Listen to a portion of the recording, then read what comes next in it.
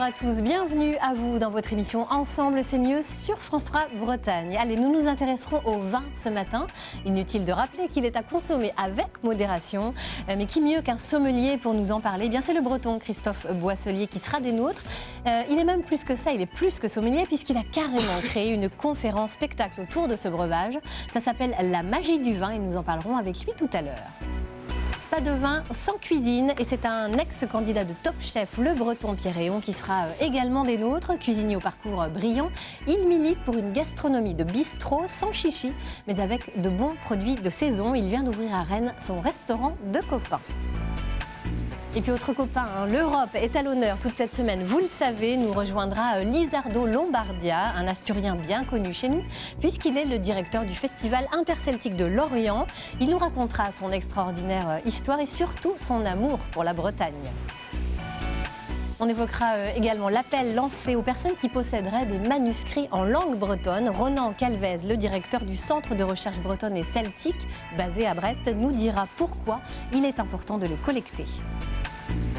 Enfin, l'association Bretagne Vivante fête ses 60 ans, l'occasion de revenir sur ses missions et les combats qui lui tiennent à cœur, en compagnie de Barbara Dem. Et voilà, bienvenue à vous tous, bienvenue en cette matinée du 8 mai. Bonjour à tous sur ce plateau. Bonjour. Bienvenue. Bonjour ma chère Catherine. Bonjour Laurence. Alors, est-ce que le vin vous a inspiré ce matin? Oui, je pourrais en parler sans modération, Laurence. J'en étais le sûre. Vin. Mais bon, là, j'ai rien inventé, mais c'est un peu comme les chasseurs. Il y a le vin et le vin, et les buveurs de vin et les buveurs de vin. Ouais. On sait ce que c'est. Il y a la piquette qui est quand même parfois bonne à faire les chromes de son vélo ou à aseptiser des plaies en cas de besoin. Et puis il y a les grands crus, bien sûr, à quoi parfois des sommes astronomiques qui se vendent à 10 000, 100 000 euros, etc. Et on se demande vraiment ce qu'on achète. Bah, moi, je ne les achète pas, mais on se demande ce qu'on achète, si c'est l'étiquette, la bouteille ou juste le plaisir de montrer qu'on est riche. Je ne sais pas. En tout cas, peut-être, j'espère pouvoir les goûter, mais pour l'instant, je ne m'y connais pas trop. Et heureusement qu'il y a des passionnés qui partagent leur passion et puis qui font apprendre aussi un peu plus sur le vin, comment ça marche. Parce que par exemple, quand on goûte parfois à entendre les sommeliers, les connaisseurs, on se dit, dis donc, il y a de la banane, de la mûre, la fraise, du ça m'a cuir, toujours impressionné. du Toujours. tabac, Ouais. Et puis des fois on se demande, mais rassurez-moi, est-ce qu'il reste encore un peu de vin là-dedans, enfin de raisin? Oui, de temps en temps, mais en tout cas c'est passionnant et ça donne envie de parfaire son palais. Moi, ce que je fais, vous allez me dire, Christophe, si ça peut faire illusion en restaurant ou quoi, c'est que je remue le verre comme ça. Bien. Avec des petits bruits de bouche et tout, et puis je dis, il est astringent, non? Voilà, je sais pas, ça peut marcher. Ça peut impressionner, oui. Oui, ça peut impressionner. Super, Vous je vais dire, continuer à faire ça. il a du caractère. Comme ça, Comme ça, on est ça tranquille. veut rien dire et ça veut tout dire. Il a du caractère. Ça vaut- Super. Je note parce Ça peut que avoir un mauvais caractère ou un bon oui, caractère. c'est ça, quand même comme ça, bien de on se la s'ennuie pas péter un trop. peu. C'est parfait. Et puis, petite pensée bien sûr à tous les confrères de Karl Brozek, les philosophes, ceux qui sont au gros plan à 10h du mat, et on ne sait plus qui les fait tenir, si c'est les cacahuètes à l'urine, le zinc ou la compagnie du patron. Mais en tout cas, merci de vous sacrifier pour ça. En tout cas, piquette ou grand cru, le meilleur des vins, ça reste celui qu'on consomme avec les copains. Exactement, et c'est surtout les copains qui sont les meilleurs. Oui. D'accord. Bon, écoutez, le vin, justement, on va voir tout de suite en images le vin. Qu'est-ce que c'est exactement? Au commencement était la vie commune. Verte, grimpante et sauvage, elle s'étendait sur tous les continents. Les hommes de Néandertal mangeaient déjà de son raisin. Mais vers 7000 avant Jésus-Christ, a priori dans le Caucase, on domestique cette plante pour la cultiver et en faire du vin. 99% des cépages utilisés aujourd'hui sont originaires de cette région. Mais beaucoup de pays se disputent la paternité du breuvage. L'Arménie, la Géorgie ou encore la Turquie. Même les Chinois racontent que c'était eux les prums. Mais ce sont les Grecs qui l'ont diffusé. C'est d'ailleurs eux qui créent le premier vignoble dans l'Hexagone, à Massalia, aujourd'hui Marseille, en 600 avant Jésus-Christ. Et Jésus, justement, n'est pas pour rien dans la propagation du vin dans toute l'Europe, puis dans le monde. Ceci est mon sang. Vous vous rappelez ? Pommard, Châteauneuf-du-Pape, Beaune, la plupart des appellations prestigieuses que vous connaissez étaient à l'origine du vin de Metz. Aujourd'hui, la vigne couvre près de 8 millions d'hectares sur notre planète. Et question quantité, la France est le deuxième producteur mondial de vin derrière l'Italie. Mais c'est nous qui exportons le plus de vin, un marché de près de 9 milliards d'euros. Ce qui fait cette excellence, c'est bien sûr notre terroir, la nature du sol, le climat, la variété de la vigne et le cépage pour faire un vin unique. Mais cet équilibre ancestral risque bien d'être chamboulé par le changement climatique. Alors si on veut rester les champions, va falloir commencer à écouter Dame Nature. Eh oui, Dame Nature, hein, effectivement. Alors on est les deuxièmes, Christophe Boisselier. Oui, ça dépend des années. Ouais. Des fois on est premier, des fois on est second. En production, elle y parle en quantité. En production, voilà, en production. Dame Nature va-t-elle changer la donne en Bretagne? C'est ce qui est évoqué. À la base, on n'est pas une terre viticole, enfin en tout cas identifiée comme telle. Est-ce qu'on pourrait le devenir? C'est même clairement ça va devenir. Ils disent en 2050, on pourra faire du vin partout en France. Partout en France. Il y a déjà, de toute façon, on est là à 2-3 semaines, on vendange 2-3 semaines plus tôt qu'il y a 40 ans. Ah oui. Donc ça veut dire que c'est mûr plus tôt. Et on a des degrés d'alcool qui arrivent maintenant à Bordeaux et dans le sud de la France qui sont 13,5, 14,5 qu'on n'avait pas avant, qui sont énormes. Et ils commencent à avoir des problèmes à savoir, ils réfléchissent à mettre d'autres cépages. Ah oui, et pour chez nous, eh bien d'ici 2030, 40, on aura le climat de Bordeaux, quoi. Donc on restons ici. Ah oui, évidemment. Donc ça va tout changer. Où est-ce qu'on pourrait avoir des vignes en Bretagne, du coup? Est-ce que ce serait plutôt... Il y en a déjà, il y a 150 vignerons en Bretagne déjà. Bah, c'est des coteaux, et puis c'est toujours le même principe. Coteaux parce qu'on capte mieux le soleil. Et puis quand il pleut, l'eau s'écoule. Et puis orienté sud, sud-est, sud-ouest, c'est le mieux.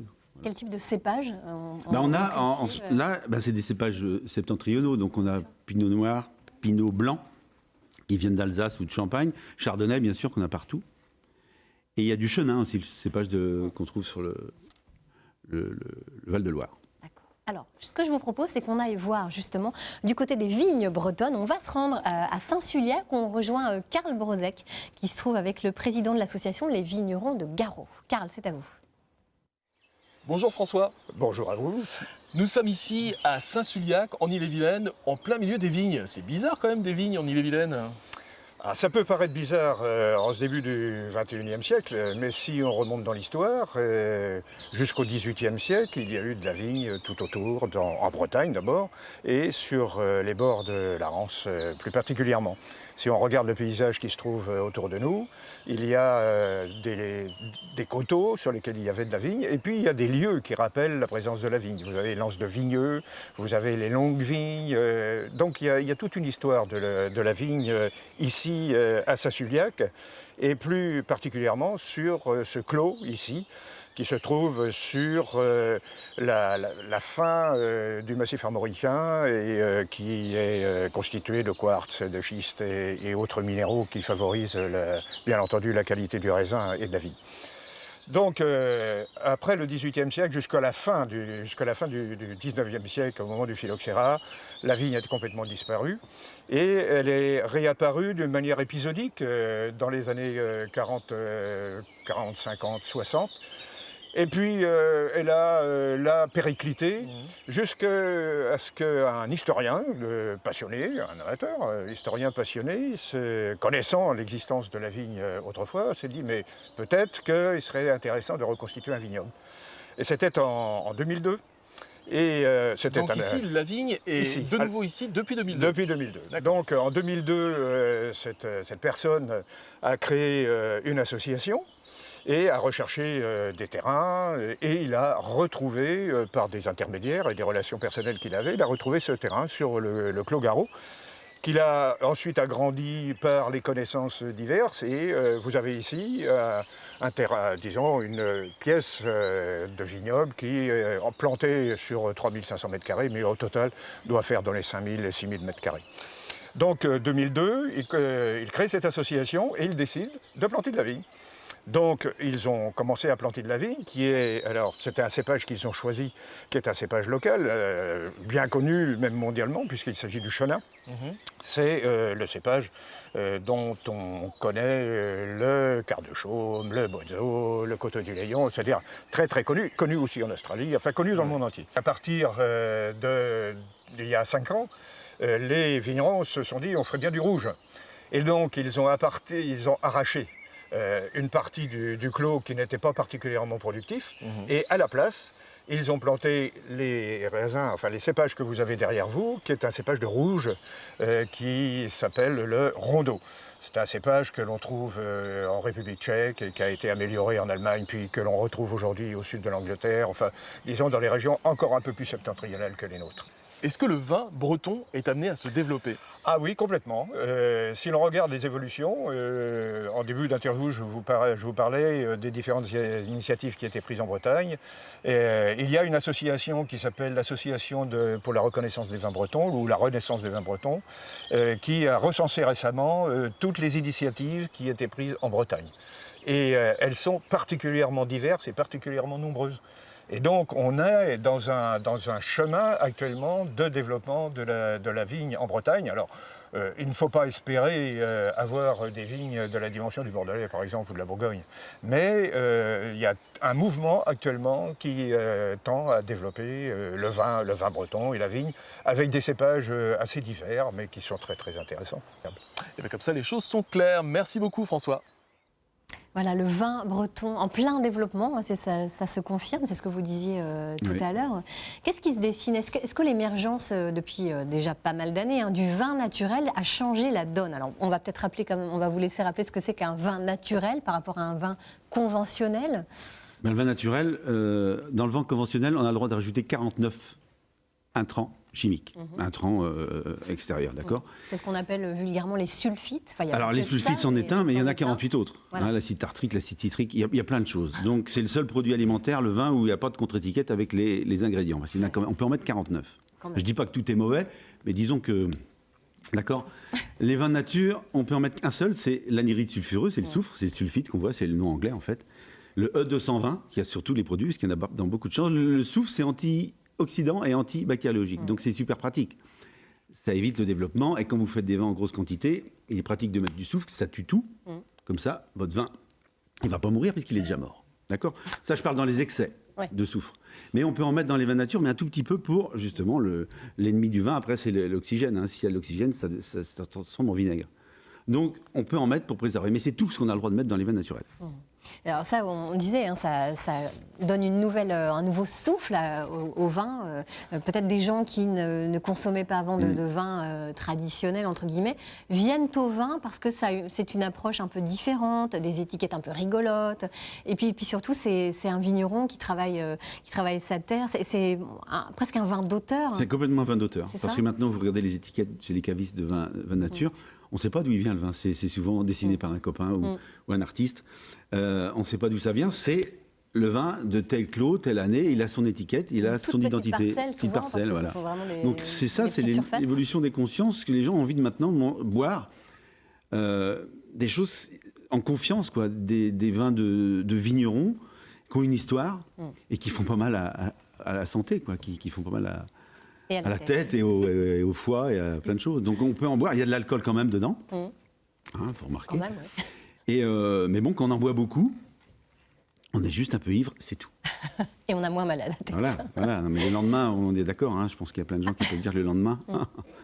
Voilà. Alors, on évoque donc les perceptions du vin. Alors, qu'est-ce que vous dites à ceux qui disent oui, mais ces vins-là, ça sent la bouse de vache? Oui, alors ça, c'est des vins un peu fermiers, quoi, on va dire. Ils ont raison. C'est le côté, en fait, comme dans tous les vins, il y a un pourcentage dans toutes les catégories de vins, il y a des pourcentages d'excellents, de gens qui maîtrisent parfaitement, de gens qui maîtrisent moins, et de gens. Et puis, c'est des vins vivants. Ça veut dire que ce qui dit vivant dit une évolution comme ça.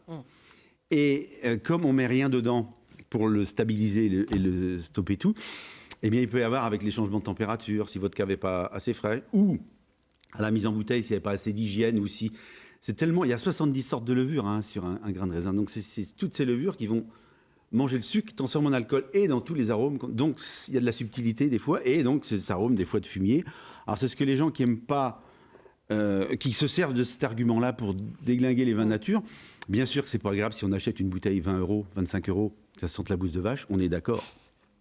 Mais je pense que si vous retournez chez votre caviste, vous dites voilà, et il peut y avoir un dialogue. Mais c'est vrai que c'est l'inconvénient de ces vins, des fois... ils sont vivants, avec tout ce que ça comporte. Voilà. Alors, malgré tout, vous le martelez, et vous n'êtes pas le seul, il ne faut pas opposer ces deux types de vins conventionnels et vins naturels. Ce sont des approches complémentaires, des démarches différentes, mais qui font que finalement, il y a peut-être plus de gens qui vont accéder à des vins, finalement.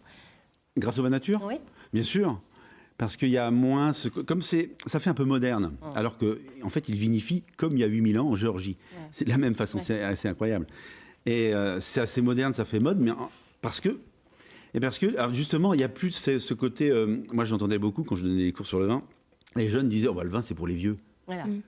Et maintenant, il y a justement, avec cette arrivée de ces vins un peu plus modernes, avec les étiquettes justement un peu plus fun, eh bien, les jeunes, les nouveaux consommateurs de vin ont une approche plus facile. Et donc, ça fait découvrir des choses plus décomplexées. Voilà, c'est ça. Alors justement, vous êtes encore plus décomplexé face au vin. Vous essayez de le rendre accessible avec une démarche très originale. Vous avez monté un spectacle, une conférence-spectacle autour du vin. Ça s'appelle la magie du vin. Alors déjà, le mot magie, il n'est pas tout à fait innocent. Mais non, en plus c'est vrai. Vous vouliez être magicien, Oui, je voulais être magicien quand j'étais petit. Et il n'y avait pas d'école de magicien, alors j'ai fait une école de cuisinier. C'est bien aussi. C'est une forme de magie. Oui. C'est la même chose. Parce que comme je dis souvent, on travaille dans l'ombre, en cuisine et en magie, des heures et des heures pour un plat ou un tour de magie qui va être éphémère, qui va partir dans le souvenir, qui va rester dans le souvenir des gens, mais qui sera... voilà. Et c'est le même but et puis le même travail dans les coulisses. Alors. Donc voilà, comme j'aimais la magie, je suis toujours resté passionné. Et je suis resté cuisinier du Festival international de magie de Rennes. Donc je fais à manger pour les artistes. Donc j'ai côtoyé pendant, ça fait 10-12 ans maintenant, les meilleurs magiciens du monde. Et à force de les voir, leur rigueur, leur travail, et puis je me suis dit, moi j'ai envie de parler du vin, j'en fais des dégustations depuis 20 ans, mais de rendre ça un peu plus complet et construit. Parce que mes dégustations, c'est comme ça.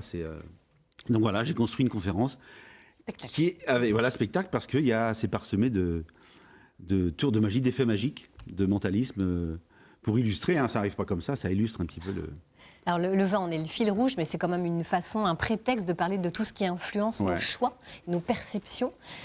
Écoutez, on va regarder un petit extrait de ce spectacle et on en parle juste après.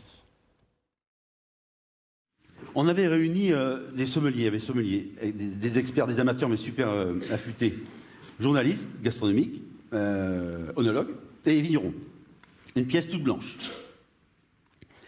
On les avait réunis et on avait, avec bien sûr une table toute blanche. Effets spéciaux. La grande date, c'est 600 ans avant Jésus-Christ. Les Phocéens débarquent en Provence et fondent Massilia. Je vous ai parlé du cépage qui est le number one, celui qui influence vraiment plus le goût du vin. Donc, et il y en a 4 autres. Il y a le millésime, il y a le climat, il y a la tradition, l'homme, et il y a le sol. 1945, c'est une des plus grandes années du XXe siècle, 47, 45. Et surtout, c'est ça je vous ai parlé du phylloxéra tout à l'heure, la Romanée Conti, ils ont attendu 1945 pour arracher toutes leurs vignes. Ça veut dire que jusqu'en 45, bien sûr, il en restait très peu de pieds de vigne. Mais jusqu'en 45, ils avaient des vignes franc de pied, comme on dit, donc la vigne française pure, non greffée. Et d'habitude, ils font 5-6 000 bouteilles, la Conti. Là, ils ont fait 608 bouteilles. La magie du vin, une conférence spectacle de Christophe Boisselier. On apprend plein de choses dans votre spectacle, dans votre conférence, y compris des effets magiques. Alors, vous êtes venu... Qu'on ne comprend pas. Vous êtes venu avec un petit tour de magie que vous allez nous présenter. C'est comment... on me demande souvent comment je fais pour retenir le vin. J'en goûte beaucoup, je note. C'est un secret. Ça, c'est un énorme secret. Donc je note. Et par exemple, là, j'ai un post-it avec plein de noms de vins. Château Giscourt, Château d'Ozac, Château Mellet, j'en ai un, au Grignon. D'accord, on est d'accord? On ne se connaissait pas avant. C'est tous des vins différents? Tous des vins différents. Vous allez prendre le post-it, le mettre dans votre main comme ça, et après vous allez effeuiller, et vous arrêtez quand vous voulez, et vous allez regarder le nom du vin qui est inscrit. Ça marche? Voilà. Vous effeuillez, vous arrêtez quand vous voulez, vous regardez le nom du vin. C'est bon? Oui. Vous fermez. Quel est le nom de ce vin? C'est l'Orme. L'Orme. Alors je suis parti ce matin, parce que je crois beaucoup à l'intuition aussi, à la technique, bien à l'intuition. Je suis parti ce matin, j'ai pris une bouteille, j'ai dit je vais la porter. Et je crois bien que... Tiens. C'est c'est vrai que... Alors, en plus, je l'ai entamé un peu ce matin. Dégustation en plus. Je bois de bonne heure. Donc, à consommer avec modération. Voilà. Et vous avez le son là, c'est super. J'ai pris plein de... OK. Et alors, par contre, c'est ce que vous allez voir dans ma conférence, c'est qu'en fait, toutes vos habitudes, vos points de vue, vos perceptions sensorielles, vos croyances. Après la conférence, on va très très perturbé. Bravo. La magie du vin, à la vôtre. Incroyable. Et ce spectacle, vous le déclinez pour les entreprises, vous le déclinez en fait en fonction des publics, quoi. Oui, voilà. On adapte, mais plus ou moins de magie, selon, et on parle de l'entreprise, plus ou moins, selon les publics. Ouais. Et on sent que c'est l'amour du vin qui vous porte. Oui. Catherine, petite réaction peut-être avant qu'on passe à un autre amateur de vin. Je suis comme Saint Thomas, je ne crois que ce que je bois, donc il faudra vraiment goûter si c'est bien de l'or. Tout à fait. On verra ça après le... J'ai pas menti à aucun moment. Du coup, ça lui donne envie de boire de l'eau, vous avez remarqué? Oui. C'est bien aussi l'eau. Hein. Il en faut. Mais il y en a 85% dans le vin. Hein, c'est vrai, il ne faut pas oublier. Donc on boit de l'eau aussi quand on boit du vin. Alors, est avec nous sur ce plateau également Pierre Réon. Bienvenue à vous, Pierre. Merci. Vous avez été brillant dans ce tour de magie. Hein, et vous avez été également un brillant candidat de Top Chef en 2016. Mais vous êtes surtout un passionné de cuisine. Tout récemment, vous avez ouvert le restaurant de Pierre. Hein, ça porte bien son nom, à la place de l'ancien Le Guéhenec rue Nantaise. Quel en est l'esprit, dites-nous? Alors, j'ai voulu faire un restaurant à mon image. Donc moi, je suis quelqu'un de vivant, qui aime bien partager avec les amis. Et voilà, je voulais transmettre mon goût pour cet univers-là à la clientèle rennaise, puisque je suis originaire de Rennes et je viens juste de revenir. Et donc voilà, je voulais faire un petit bistrot avec de la bonne cuisine, des bons produits, mais sans aller chercher trop loin. Sans chichi. Voilà, sans chichi, exactement. Avec une bonne ambiance. La haute gastronomie, pour vous, vous n'avez pas envie qu'on vous assimile à de la haute gastronomie, alors que vous avez toutes les compétences pour en faire, c'est pas le problème. Ça veut dire quoi pour vous? C'est un gros mot presque ou alors Non, je pense que pour devenir un bon cuisinier, il faut forcément y passer un jour ou l'autre quand même dans des grands restaurants. Voilà, il faut aller voir ce qui se passe dans ces restaurants-là. Moi maintenant, c'est pas mon univers. J'aime la cuisine de goût, mais je suis pas forcément prêt à aller décrocher une étoile, voilà, c'est pas mon univers. Je pense qu'il y a des personnes qui sont faites pour et qui le font très très bien. Voilà, moi je pense que le bistrot, ça me va très bien et j'essaye de le faire au maximum. Et voilà, en gardant de l'élégance. Que cherche à dire la nouvelle génération de chefs? Parce qu'on voit tout cet engouement autour de la cuisine, autour du vin. Enfin, je vous pose aussi la question à vous, Christophe, parce que finalement, vous avez un peu la même approche, on a ce sentiment-là. Hein. C'est une cuisine vivante, des vins vivants, enfin, quelque chose qui sort des tours du temple de la haute gastronomie. Je pense qu'il faut redorer un peu l'image de la restauration, qui avait, il y a quelques années, qui n'était pas vue de la même manière.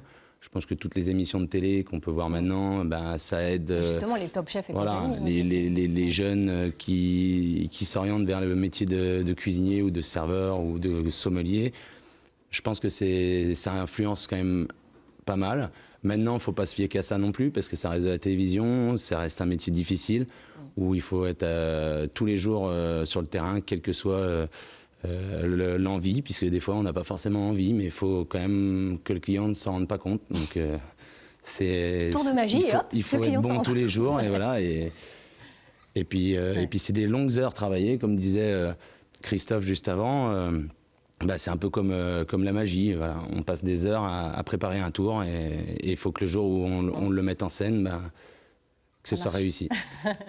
Et qu'on ne voit pas le travail derrière. Exactement. C'est un peu ça. C'est l'esprit les nouveaux restaurants, justement. C'est le même esprit que les vins nature. On veut une histoire, l'authenticité, la vérité. Et un vin d'auteur, on veut la cuisine de la personne chez qui on vient. Et qu'elle nous dise bonjour et salut et tac tac. Et voilà. C'est pour ça que c'est des petits endroits, souvent. Et les gens ont envie de ça, quoi. Mais oui, c'est l'air du temps. C'est aussi ce qui, je pense, tout le monde, la qualité et l'humain, quoi. L'humain a vraiment à portée de main le plus près possible, le local, tout ça. On veut pas une carte avec 30 plats. 30 plats. Voilà. C'est ça, en fait. Personne ne veut choisir. Le chef, il dit voilà, j'ai ça, j'ai ramené ça. Tout le monde y va. Tout le monde prend. Vous avez une carte courte Oui, on a 3 entrées, 3 plats et 3 desserts, dont un dessert qui est un fromage, mais à chaque fois, on va essayer de chercher le produit et le travailler simplement, mais il faut que le produit soit bon à la base. Et voilà, et on change très régulièrement. Les clients sont toujours surpris parce que ça change des fois même trop vite à leur goût. Mais c'est le principe. Je pense qu'on n'a pas envie de manger tous les jours la même chose. Et on n'a pas envie de passer 1 heure à regarder sur la carte qu'est-ce qu'on va manger, parce que les cartes longues, ça n'annonce souvent rien de bon. Et voilà. Et puis, c'est la nouvelle manière de vivre au restaurant. Ouais.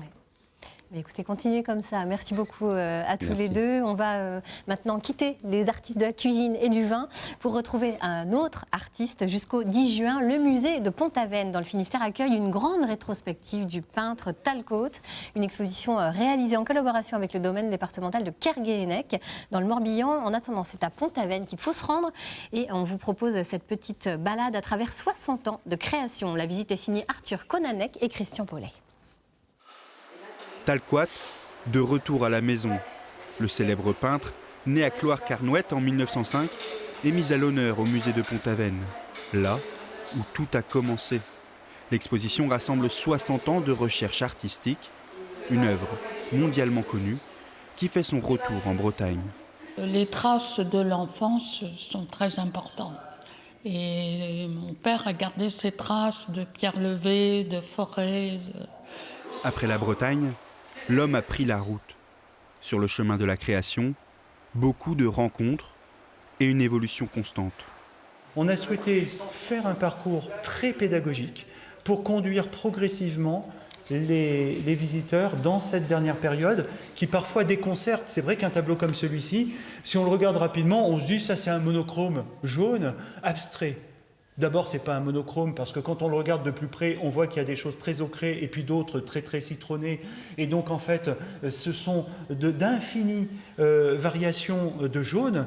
Et puis d'autre part, ça n'a rien d'abstrait. Dans ces années-là, Talcott écrira « Je deviens de plus en plus figuratif ». Figurative ou non, l'œuvre se donne à être contemplée. Pour en saisir les secrets, il faut savoir pénétrer les différentes couches, appliquées parfois sur plusieurs décennies. Et cette exposition est donc à découvrir jusqu'au 10 juin au musée de Pont-Aven. Nous l'avons dit dès hier, c'est la semaine de l'Europe et nous recevons un citoyen européen convaincu, Lizardo Lombardia. Bienvenue à vous. Merci. Bienvenue Ronan Calvez également, citoyen aussi convaincu par l'Europe de toute façon. Alors Lizardo, vous êtes le directeur du Festival interceltique de Lorient, vous êtes asturien d'origine. Ça signifie quoi pour vous le mot Europe ? Bon, Europe signifie une géographie déjà, une culture millénaire, ça c'est sûr. Et aussi, en tant qu'Asturien, pour moi, a été symbole de liberté. Parce que, ma première jeunesse, on peut dire, j'ai vécu sur une dictature. Oui, Franco. Et la dictature est décédée en 1975 et on a dû encore attendre quelques années pour nous incorporer à l'Europe. Donc, pour ma génération, démocratie, régionalisation et l'Europe étaient un triscal, on peut dire. Voilà. Indissociable, donc. Tout à fait. Évidemment. Alors, racontez-nous un peu votre histoire, parce qu'elle est assez incroyable. À quand remonte, par exemple, votre premier contact avec la Bretagne ? Bon, je suis venu ici par des raisons d'études. À l'époque, je suis médecin de formation. Et à l'époque, j'étais très intéressé en psychiatrie. Et donc, mon prof était marié avec une Bretonne. Et à un moment terminé, on a commencé bien, oui. On m'a dit, voilà, pour faire un peu plus pour approfondir des connaissances, je crois que ce serait bien que tu fasses un séjour avec un de mes collègues français, il a dit, voilà. Et donc, il l'invite à gérer une institution en Bretagne, au Morbihan. Donc, je crois que tu peux aller là. Il faut dire que j'appartiens peut-être à la dernière génération que nous avions appris le français à l'école comme première langue étrangère. Première langue étrangère. Après, c'était l'anglais qui s'imposait partout. Mais à l'époque, voilà, j'étais francophone, limité, mais francophone. Et donc, et c'est ça qui m'a permis de venir pour la première fois en Bretagne. Parce qu'en France, j'étais déjà venu plusieurs fois. Mais pour moi, là, j'ai découvert une terre qui n'était pas la France que je connaissais. C'était autre chose. Et c'est surtout très proche. Et vous avez senti une proximité de culture ? Absolument. J'ai détecté ça d'emblée. J'avais un petit vélo qui me permettait de me balader un peu C'était à Billiers, à côté des Musillac, où j'étais. Et donc, j'ai profité à fond, justement, pour connaître des choses. Et au point qu'avec ma bourse d'études, j'ai finalement acheté des disques, des livres. J'ai dû retourner l'autostop en Espagne. Voilà. D'accord. Alors, l'année suivante, vous retournez à Pâques. Oui. Vous revenez encore en Bretagne. Et alors là, le destin fait super bien les choses. Oui. Racontez-nous. Parce que c'est l'histoire que j'ai déjà racontée plusieurs fois. Et c'était 79 exactement, un an et demi plus tard. Ah ouais, et donc, je comprends quelques copains pour venir pendant les vacances de Pâques en Bretagne. On a fait le tour de la Bretagne. Et bon, c'était très bien passé, mais bon, c'était une époque où il n'y avait pas ni de fêtes, ni d'activités majeures à l'époque, ces années-là. Et donc, les derniers jours, nous devions aller à Carnac pour prendre des photos, bien sûr, aux alignements des Carnac. C'était moi qui conduisais et je me trompe de route. Et je rentre directement à Lorient. Et où est-ce que j'arrive? Devant le palais des congrès. J'entends la musique et voilà, ici il y a une fête. Et je sors, j'ai appris que c'était le Camp Arboble, c'est-à-dire le festival pour le nouveau talent qui continue encore maintenant à Pontivy. À l'époque, c'était à Lorient. On est allé à Carnac, on a fait des photos et après on est revenu vers Lorient. Et nous avions mis sur la table une petite bouteille pas du tout recommandable d'un brandy espagnol pas très bon, voilà, parce que c'était ça que notre économie d'étudiants nous permettait. Ouais. Et tout à coup arrivent 2 personnes d'abord, une troisième après. Et voilà, avec cette bouteille-là, d'être des Espagnols. Et tout à fait, oui, nous sommes des Espagnols. Et c'était ni plus ni moins que les secrétaires de l'organisation du festival interceltique, mais à l'époque Michel Agarrec, et son fondateur, Hippolyte Monjaret. C'était mon premier contact avec le festival de Lorient. C'est incroyable. Et 5 minutes après, si la chose ne s'arrête pas là, il arrive quelqu'un avec des très longues chevelures et un grand triskel sur la poitrine. Sa harpe n'était pas avec lui, mais c'était bien Alain Stivell. Donc, c'est-à-dire que c'est ça mon rencontre des dimanches de Pâques 79 qui sans doute a changé ma vie. Eh ben oui, ça c'est certain. Alors finalement, vous avez posé vos valises à Lorient en 2007 et vous vous apprêtez aujourd'hui à vivre votre 13e édition de Festival Interceltique. Alors on vous sait très très fidèle au projet d'origine du festival. Malgré tout, est-ce que vos origines ont apporté une ouverture justement sur d'autres esthétiques dans la programmation du festival ? Forcément, je crois que tu es toujours très propre repère. Et donc, logiquement, moi, même si je suis un breton de cœur très fier de l'être, en plus, et ça n'empêche pas que mes origines asturiennes et aussi d'une culture avec une autre dimension différente de ce que nous pouvons vivre en Bretagne chaque jour, et m'a fait d'incorporer déjà des éléments qui sont venus de l'immigration, par exemple, d'origine hispanique celtique. Parce qu'il faut savoir que la diaspora celtique hispanique est très importante. Et quand tu parles en Argentine, en espagnol, tu parles d'un galicien, un gallego. C'est-à-dire que c'est parce que la grande majorité des immigrations là, c'était d'origine galicienne. Au Mexique, c'est à l'envers, c'est des Asturiens. Au point que les billets de peso est signé par un Asturien de la capitale, qui a été immigré là-bas, Carlos Prieto, et qui continue encore à être des billets courants au Mexique.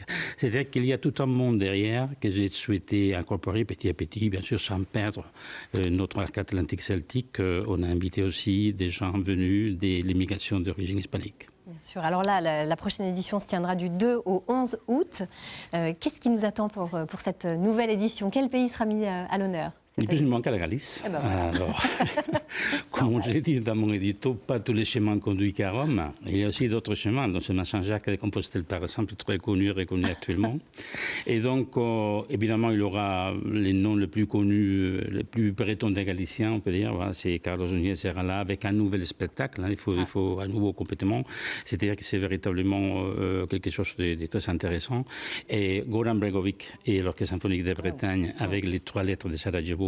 C'est-à-dire qu'il y aura la partie festive, mais aussi les côtés de France, de cette diversité, cette idée de la liberté, de l'identité ouverte, c'est ça que nous défendons toujours. Et il y aura aussi Soldat Louis, bien sûr, 30 ans de scène, Nolwenn Leroy avec son disque folk, Et bon, il y a plein des propositions que chacun doit chercher et trouver, parce que je crois que nous avons à peu près 200 artistes en proposition cette année, à part le cinéma, la peinture, les conférences. C'est un festival très large en proposition. Écoutez, merci beaucoup Lizardo Lombardia d'être venu nous apporter votre très très joli témoignage d'Européens convaincus ce matin. Merci infiniment. Merci. À côté de vous, Ronan Calvez, forcément ça vous parle tout ce que dit Lizardo, hein, vous êtes le directeur du Centre de recherche bretonne et celtique. Oui. Justement, alors ce côté ouvert sur les cultures, ces questions culturelles qui doivent être plus visibles hein, pour vous Lizardo, c'est la même chose pour vous, on imagine Ronan. Vous lancez un appel aux Bretons qui ont en leur possession des manuscrits en langue bretonne. On va parler de cette collecte inédite dans un instant, mais d'abord un mot sur votre centre qui fête cette année ses 50 ans déjà. En effet, le CRBC a 50 ans cette année. Il a été créé en 1969 par Yves Le Gallo, qui était professeur d'histoire. Le CRBC, c'est donc un laboratoire de recherche scientifique à Brest et à Rennes. Et c'est une grosse bibliothèque, très grosse bibliothèque qui est sise à Brest, à l'université de Brest, 65 000 ouvrages, 2000 revues, sur la matière de Bretagne, et pas uniquement évidemment en breton, mais en breton, en français, en anglais. Nous avons également des revues japonaises qui traitent des études celtiques. Donc une bibliothèque spécialisée, ouverte à tous les publics. C'est une bibliothèque de recherche, mais il n'y a pas que les étudiants, il n'y a pas que les enseignants-chercheurs, il y a également des lecteurs, des Finistériens, des Bretons, des étrangers qui viennent travailler dans cette bibliothèque, puisqu'en plus des ouvrages, nous avons également des archives, une centaine de fonds d'archives, des écrivains, des hommes politiques. Le fonds d'archives le plus connu, c'est celui de Pierre-Jacques Esselias, qui est un auteur que beaucoup connaissent. Ces fonds d'archives sont valorisés puisque nous essayons justement de les numériser et de les mettre en ligne sur notre bibliothèque numérique qui est accessible à tous. L'objectif étant donc de valoriser ces fonds et de les faire connaître à tous les publics. L'objectif, ce n'est pas de conserver, on voit là sur l'écran, on voit des coffres forts, les coffres du CRBC où sont entreposés nos trésors, mais l'objectif, ce n'est pas de conserver pour conserver, mais de conserver pour diffuser, c'est-à-dire de faire connaître ces archives, de faire connaître ces ouvrages. Et donc, la bibliothèque est une bibliothèque ouverte et qui se veut ouverte. Un héritage ouvert, ça vous parle, Lizardo Lombardia également forcément. Catherine, et vous connaissiez cette bibliothèque? Non, du tout. Mais 50 ans, ça s'arrose, non? Complètement, mais et ça va s'arroser, bien sûr. Ça va s'arroser. Bon, chouette. Il y aura une très très grosse exposition de 50 ans, 50 objets emblématiques qui sera présentée au mois d'octobre. Et il y aura évidemment une inauguration.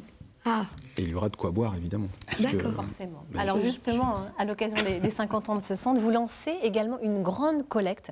À qui s'adresse-t-elle précisément et que recherchez-vous? Dites-nous tout. C'est le moment d'en parler. Cette collecte s'adresse à tout le monde, en fait. Il existe des collectes, il existe toujours des gens qui collectent du patrimoine oral en breton. Jan van Schemener, qui est mort il n'y a pas très longtemps, a collecté comme ça pendant de très nombreuses années. Il y a une association d'Astum qui également collecte du breton oral, mais il n'y a jamais eu de collecte de breton écrit. Et donc, dans le cadre de ces 50 ans, nous avons lancé une collecte pour appeler les gens à nous donner ou à nous prêter des documents manuscrits qu'ils auraient chez eux, nous les donner pour qu'ensuite nous puissions les numériser, les conserver et les valoriser, ou bien nous les prêter pour que nous puissions les numériser et ensuite les rendre aux propriétaires. Donc l'objectif, c'est de collecter des choses diverses et variées, des cartes postales de l'arrière-arrière-grand-père sur le front, des cahiers de sermons du grand-oncle, des contes, des souvenirs. Et donc il y a comme ça un certain nombre de choses, un certain nombre de choses que nous avons déjà eues. On voit à l'écran là un cahier de sermons d'un grand-oncle d'une brave dame qui est venue nous donner ce cahier de sermons de l'entre-deux-guerres. Qu'est-ce qu'on appelle précisément un cahier de sermons? C'est-à-dire que c'est le prêtre qui rédige les sermons en breton qu'il va prononcer en chaire le dimanche.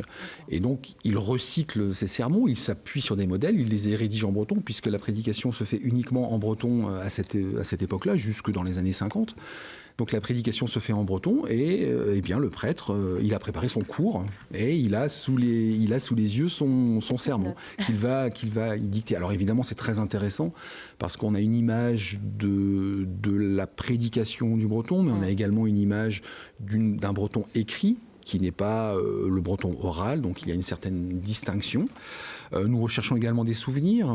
Il y a des gens qui possèdent, des gens qui ont écrit comme ça leurs souvenirs, et souvent, évidemment, c'est très intéressant parce que les gens écrivent, ils n'ont pas de connaissance du breton écrit, donc ils écrivent comme ils parlent, et c'est très intéressant pour des raisons dialectologiques, sociolinguistiques. Et donc, l'objectif de cette collecte, c'est également d'avoir une image du breton écrit chez les gens en 2019, mais également d'essayer de collecter des trésors et de conserver pour ensuite transmettre aux générations à venir ces trésors, puisqu'ils vont être valorisés, ils vont être analysés, étudiés. Donc notre objectif, c'est d'essayer de collecter du breton écrit. Collecter. Est-ce qu'une liste de courses en breton, par exemple, ça peut vous intéresser aussi, ou c'est quand même un peu... On prend tout. Waouh, ouais, d'accord. Non, parce que c'est une image, l'idée aussi, c'est d'avoir une image de la pratique sociale écrite du breton, des origines jusqu'à nos jours. Alors vous allez également organiser certains événements. Hein. L'idée c'est quoi? C'est de sortir les ouvrages, les objets de leur coffre-fort habituel. En fait. L'objectif c'est que lorsque je reviendrai l'année prochaine, tout le monde connaisse le CRBC et ne soit pas étonné. Ah, le CRBC c'est quoi? Mais c'est un truc de... Ah ouais, mais ça c'est un truc de baba cool, ou c'est un truc de plouc. Parce que ça traite du breton, donc tout ça c'est des choses un petit peu mystérieuses ou alors un petit peu attardées. Maintenant l'objectif c'est justement de faire connaître le CRBC, de montrer que nous sommes un laboratoire de recherche qui travaille sur l'histoire, sur la littérature, sur l'ethnologie, sur la sociologie, un laboratoire qui possède une bibliothèque très riche, mais une bibliothèque qui est ouverte, parce que c'est ça aussi l'objectif, c'est pas de conserver, nous ne sommes pas des gardiens du temple, nous conservons pour que ce soit valorisé et pour que les gens s'emparent après. Des ouvrages, des archives, pour que ce soit vivant, et que les gens puissent ensuite en faire ce qu'ils veulent, d'où l'ouverture. C'est pour ça que nous faisons une campagne de communication pour faire connaître la bibliothèque, pour également montrer que nous existons, que nous avons le soutien des collectivités territoriales. Le département du Finistère nous soutient énormément, et c'est le soutien du conseil départemental qui nous permet d'acheter tous les ouvrages en breton publiés tous les ans. Donc nous achetons systématiquement tout ce qui est publié en breton, mais nous achetons également des ouvrages en français, des ouvrages donc d'histoire, d'ethnologie, mais qui ne traitent pas uniquement de la Bretagne. Mais l'objectif, c'est également de comparer avec d'autres cultures ou d'autres histoires relativement semblables. Donc l'objectif, c'est d'être une vraie bibliothèque de recherche, mais ouverte au public. Donc la bibliothèque numérique, lancée depuis quelques années, nous permet justement également de valoriser nos fonds et de faire connaître ces fonds pour que les gens puissent s'en emparer, puissent les consulter, les travailler. Et donc nous remplissons là, je crois, notre mission de service public. Et puis à nous d'en parler autour de nous. Hein, voilà. Si on connaît autour de nous des Bretons qui posséderaient... ou pas Bretons d'ailleurs, peu importe. Voilà. Quiconque pourrait posséder des écrits en langue bretonne, eh bien, il faut aller sur le site du CRC. Il y a une adresse, en effet, sur le site du CRBC, vous aurez toutes les informations, et il y a une adresse électronique si les gens veulent prendre rendez-vous, si les gens veulent nous rencontrer pour en parler. Nous sommes également en partenariat avec les archives départementales des 4 départements bretons. Nous avons signé une convention et les gens peuvent également déposer, s'ils le veulent, les archives aux archives départementales si c'est plus proche de chez eux. Donc voilà, donc nous avons... Forcément, on a toutes les possibilités pour transmettre ces archives précieuses. Voilà, merci. C'est exactement ça. Merci à vous. Merci infiniment, Ronan. Alors on va maintenant parler... Ça vous fait réagir, Lizardo? Non, tout simplement, je viens de voir 50 ans. Et pour cette année, nous, 50 ans l'année prochaine. Ah oui. Et puis alors, ça c'est quoi aussi? Ça s'arrose, ça c'est sûr. C'est un plateau d'anniversaire, parce que là c'est 60 ans pour Bretagne Vivante. Et qui dit mieux? On ne peut pas lutter. Barbara Dem, vous êtes venue justement nous en parler, de cette association Bretagne Vivante qui fête ses 60 ans cette année. On a eu bon anniversaire à vous aussi. On a l'intention justement de faire un petit retour dans le passé avec vous. Comment et pourquoi est née Bretagne Vivante, qui est une association dont on parle vraiment régulièrement? À l'origine, elle s'appelait la SEPNB, la Société de protection et d'études de la nature en Bretagne, qui est l'initiative de 3 Finistériens qui étaient enseignants, naturalistes ou même géographes. Et ils étaient assez impuissants face à ce qu'ils voyaient de dégradation de la faune, de non-respect de la flore, où on tuait des animaux marins juste pour le plaisir. Donc ils ont décidé d'agir en créant donc, la SEPNB en 1959. À la suite de ça, ils ont aussi créé la première réserve associative de Bretagne vivante, qui est la réserve de Goulien, le Cap Sizun. Donc voilà, pour essayer un peu d'agir contre ce qu'ils voyaient comme dégradation.